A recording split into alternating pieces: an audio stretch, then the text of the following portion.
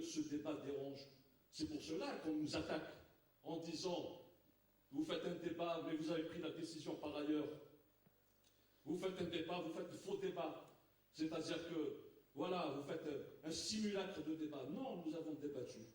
Nous avons débattu de manière démocratique sur une question qui concerne les élections, évidemment, participer ou ne pas participer. Chacun a été avec ses arguments, etc.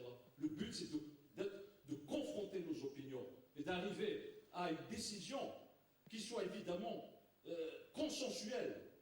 Consensuelle, c'est-à-dire qu'on puisse tous la partager. C'est-à-dire que si demain je participe, c'est que nous soyons tous convaincus qu'il faut participer. Ou si nous boycottons, c'est que nous soyons tous convaincus qu'il faut boycotter. Donc, ce débat dérange. Bien sûr, il se dit des choses aussi. Il se dit des choses. Nous avons négocié des quotas. Eh bien, ceux qui disent cette plaisanterie, parce que quand on pose la question, ben, évidemment, on peut prendre ça comme une insulte. Comment on peut dire qu'un parti présidé par un homme comme Hosseini Ahmed, qui aujourd'hui a 86 ans, va aller négocier des quotas.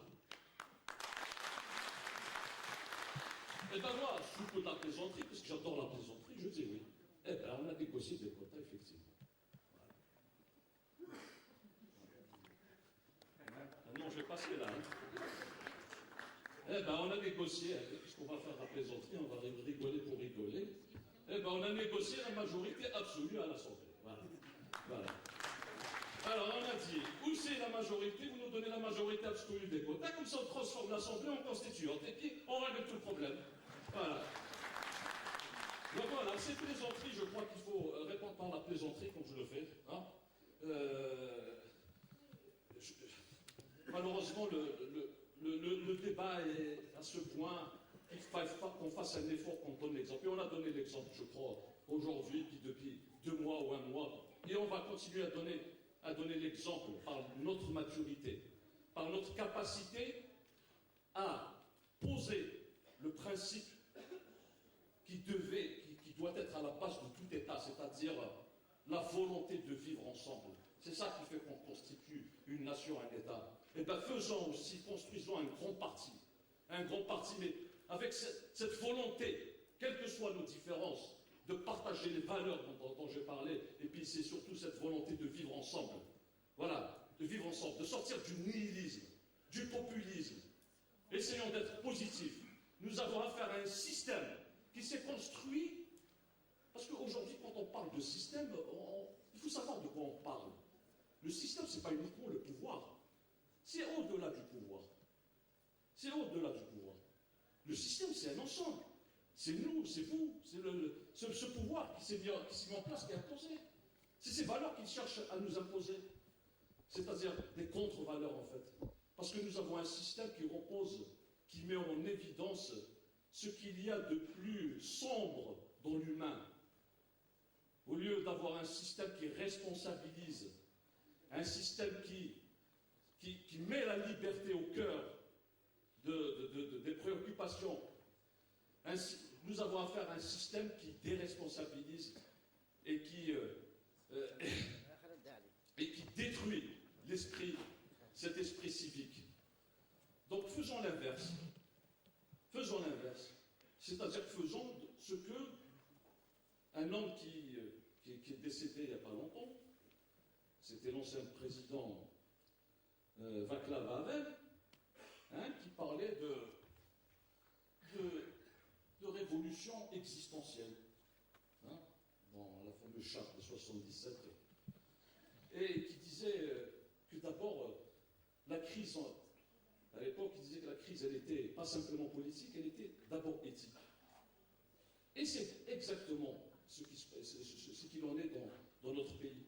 C'est que la crise dans notre pays, ce n'est pas simplement une crise politique, c'est une crise éthique de valeur. C'est une crise de valeur aussi.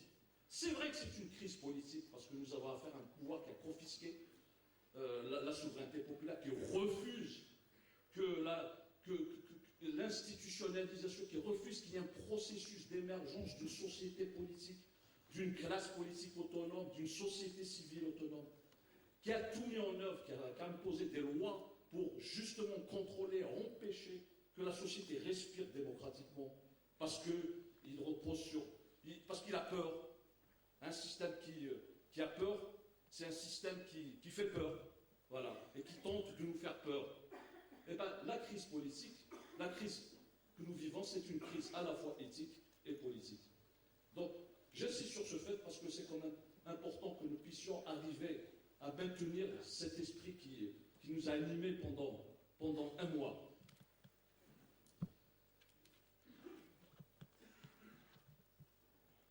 La question des élections, on y vient.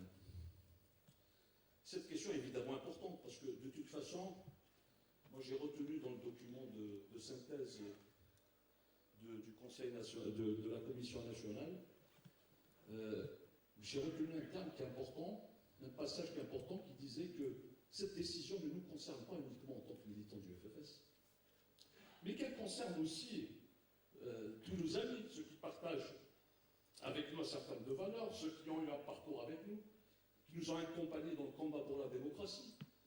Il concerne tout le potentiel démocratique du FFS, du pays. Et c'est vrai, ce n'est pas une décision qui concerne nous. Nous devons avoir à l'esprit que la décision que nous allons prendre, qui n'est pas une décision facile, il est dans le document, il est dit, oui, il n'y a pas de décision, il n'y a pas de bonne décision, il n'y a que de mauvaises décisions. Une moins bonne décision. Oui, il n'y a qu'une moins bonne décision, effectivement. Aujourd'hui, nous sommes dans... Qu'est-ce que peuvent être des élections dans un pays où il n'y a aucune garantie que l'élection va se tenir dans des règles de transparence, hein. Mme Bouchachi est mieux placée pour moi pour décrire la réalité des élections, celles qui sont déroulées, etc. Hein? Quel est l'intérêt d'aller à des élections dont le pouvoir législatif n'a pas d'importance, hein, où nous savons que l'essentiel des décisions sont transférées ailleurs, c'est-à-dire qu'elles sont détenues par un petit groupe ou plusieurs petits groupes. Mais nous devons avoir à l'esprit que la décision